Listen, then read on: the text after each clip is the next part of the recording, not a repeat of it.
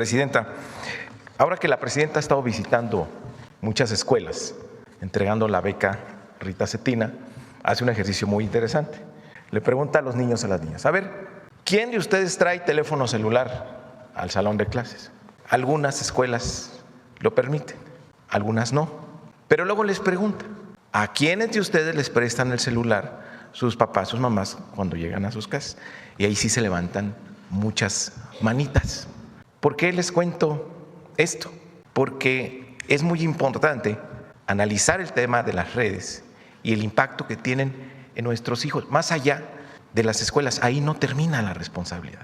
Lo que quiere la presidenta es que hagamos conciencia del impacto que tiene en su desarrollo, en su crecimiento, porque son menores de edad que están desarrollándose físicamente, se está desarrollando su cerebro. ¿Cómo impacta esto? Eso es lo que vamos a ver en la sesión del día de hoy, que como ya dijo la presidenta, nos acompaña la doctora Lucía Magis Weinberg, directora del Centro de Juventud Digital de la Universidad de Washington, y está aquí también con nosotros la maestra Tania Jiménez García, directora general de Concieo, quien nos hablará de la tecnoadicción y de lo que ocurre en el cerebro cuando la costumbre se vuelve necesidad.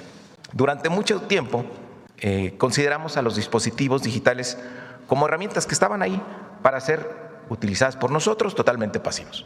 Pero hoy, con los tiempos de la inteligencia artificial, nuestra relación es bastante más compleja. Mientras aprendemos a utilizarlos, los dispositivos aprenden de nosotros e intervienen en nuestros hábitos, capturan nuestra atención, modifican nuestras rutinas, conductas y comienzan a ocupar espacios que destinábamos a otras actividades. Cuando las niñas, los niños y los adolescentes, con ellos la reflexión todavía es más profunda, adquiere otra dimensión, porque no estamos hablando únicamente de hábitos que cambian, sino de hábitos que se forman mientras se está formando el cerebro, y esto será determinante para toda su vida.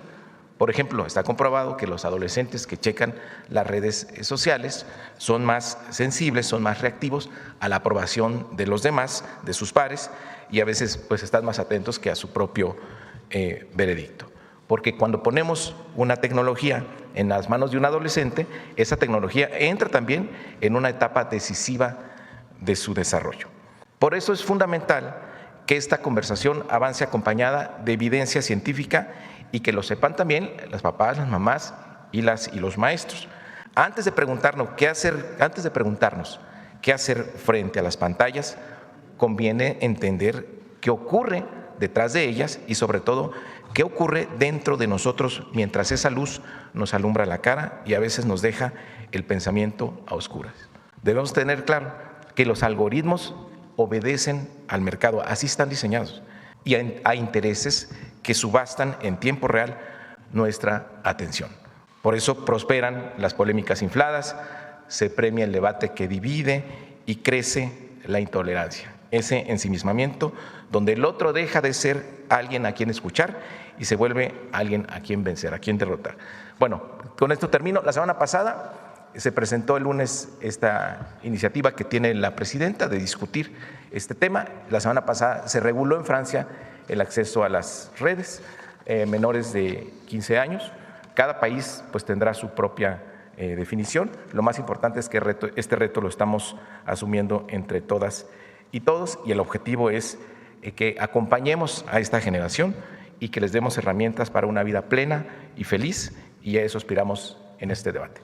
Entonces, adelante, doctora Tania. Con permiso, presidenta. Buenos días, presidenta. Buenos días a todas y a todos.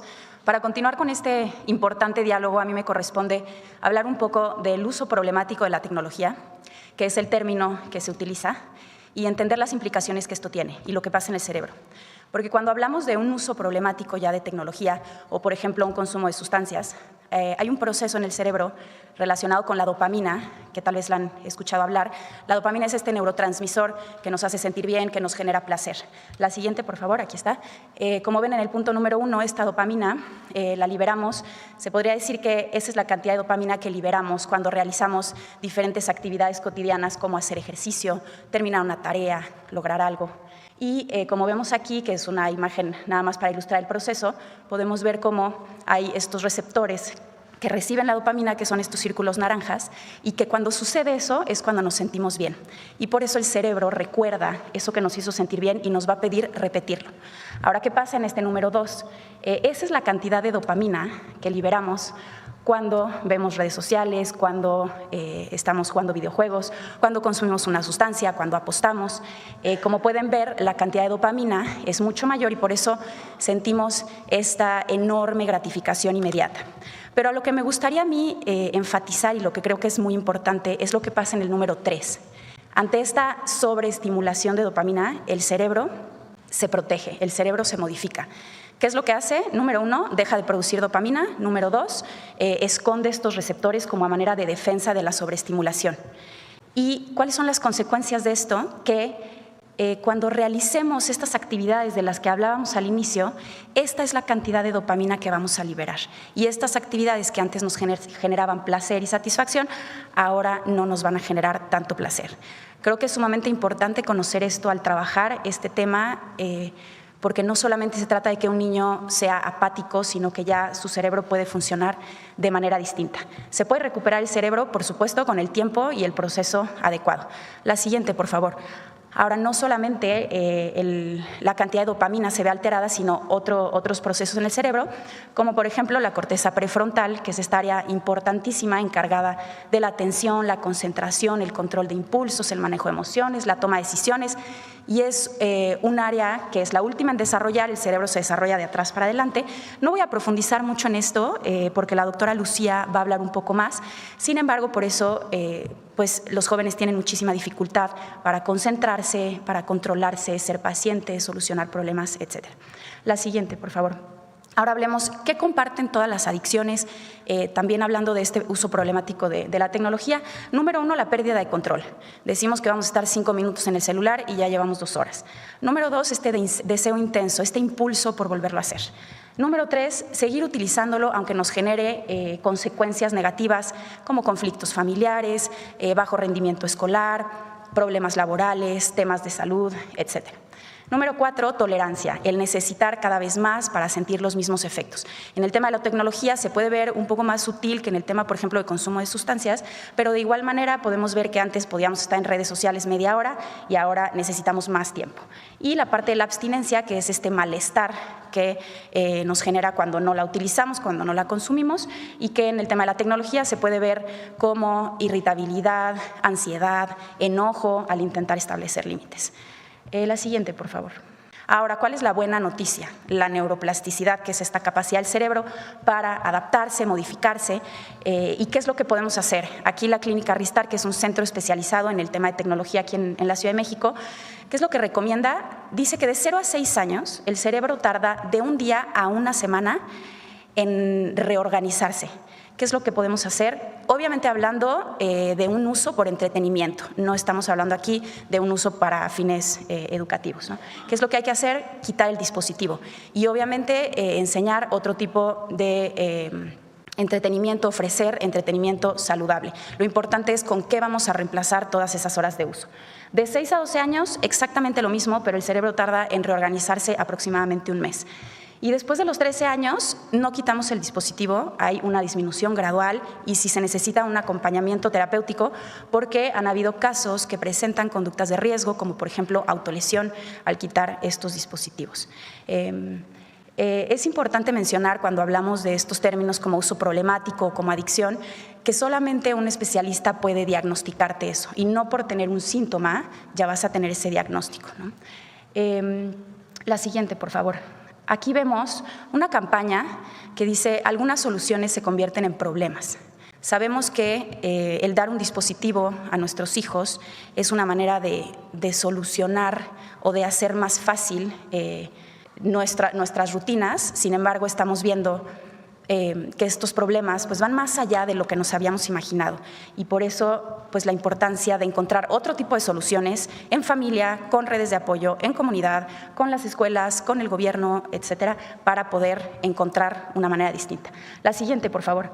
Aquí pueden ver que las nuevas generaciones perderán 20 años de su vida en redes sociales, haciendo el cálculo de el tiempo que ocupan en ellas. Estas son campañas que estamos desarrollando entre Concieo, que es esta organización que se dedica a la prevención de adicciones, y JIC, que es una empresa global de marketing, para hacer un llamado a la acción.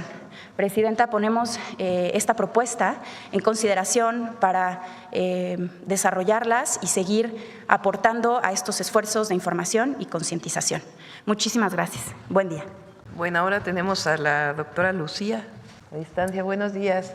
Buenos días, muchísimas gracias, Presidenta, Secretario de Educación y Subsecretario de Educación Superior, por la oportunidad de platicar hoy sobre el desarrollo cerebral en la adolescencia. Si pudiéramos ir a la primera diapositiva, por favor. La adolescencia es una etapa clave del desarrollo entre los 10 y los 25 años, en la cual hay una profunda remodelación, como comentaba ya la maestra Tania, del cerebro. Y algo muy importante recordar es que distintas fases del cerebro maduran a distintas edades. Entonces, como vemos en esta gráfica, hay un desfase de maduración entre sistemas clave del cerebro. Hoy me voy a enfocar en dos, que podemos ver, por favor, en la siguiente diapositiva.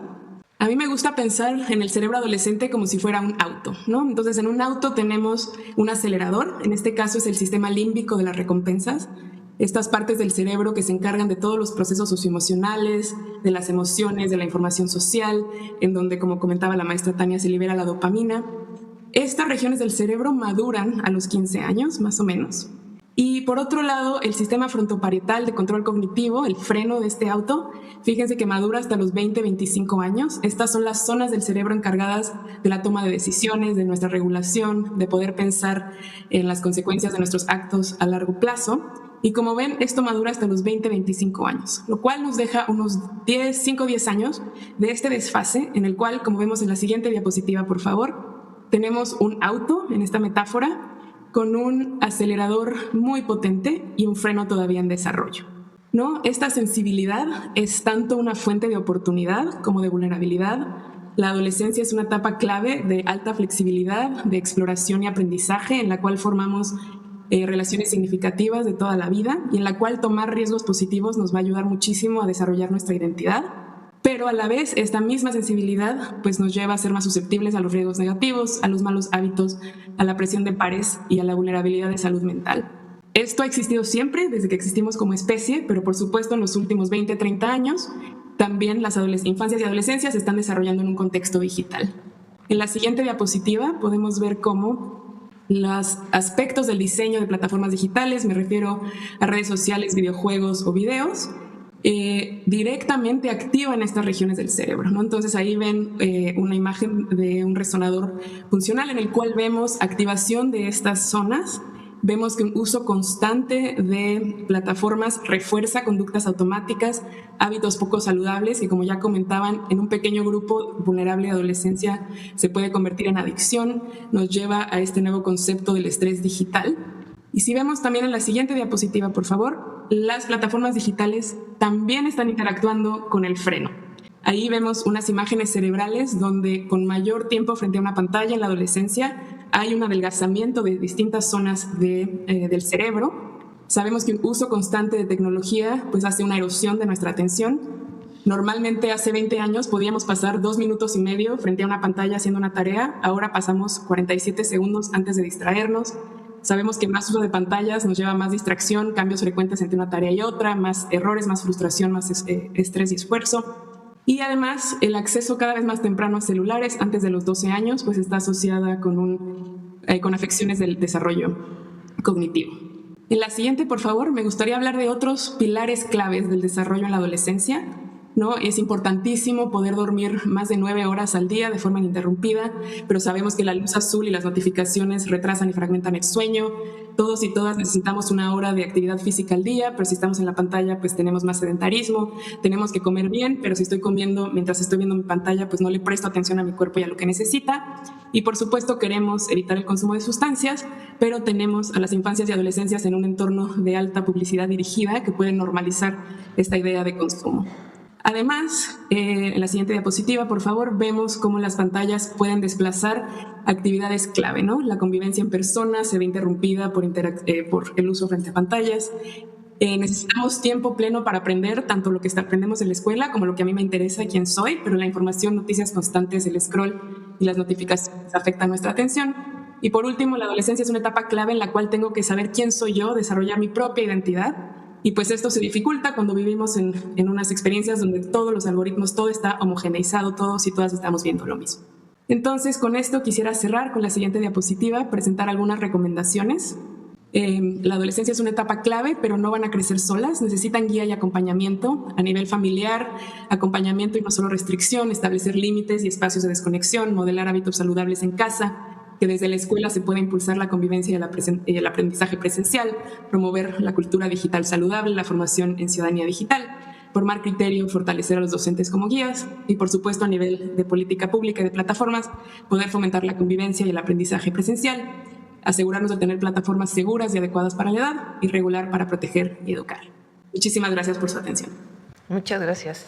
Bueno,